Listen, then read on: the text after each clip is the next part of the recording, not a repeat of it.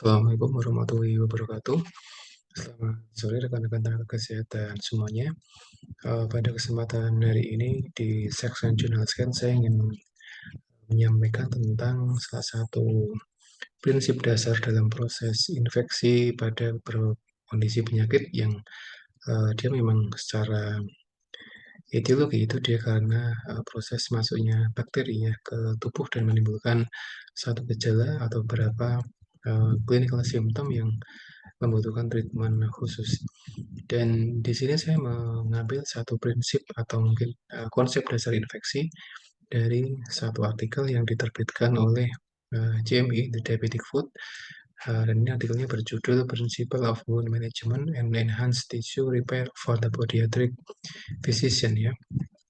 Dan secara umum artikel ini membahas tentang bagaimana kita memanajemen luka, kemudian bagaimana meningkatkan perbaikan dari beberapa jaringan yang rusak ya dengan mengoptimalkan kondisi fisik atau mungkin treatment yang spesifik ya.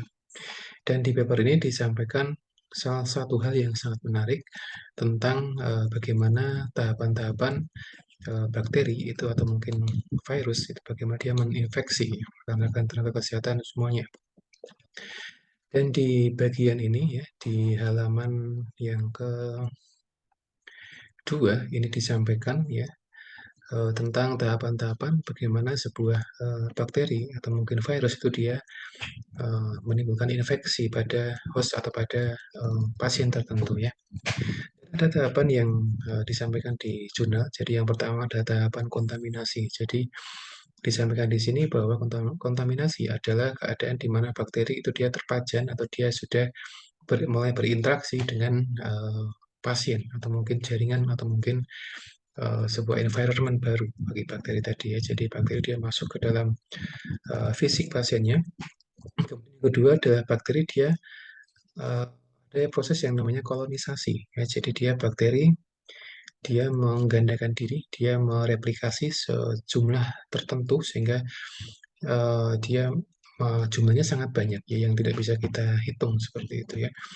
Dan di sini tetap ada, jadi bakteri dia tetap terus mereplikasi tapi tanpa membuat satu jaringan khusus atau mungkin reaksi khusus pada uh, jaringan atau mungkin fisik atau organ tertentu bagi si pasien seperti itu ya. Kemudian yang ketiga adalah ada yang namanya critical colonization. Jadi di sini proses dari multiplikasinya atau replikasi bakterinya dia semakin banyak seperti itu ya. Dan di sini masih belum ada bentuk dari apa namanya respon dari jaringan yang ada pada fisik atau mungkin masih belum ada respon dari fisik atau tubuh si pasien tadi ya.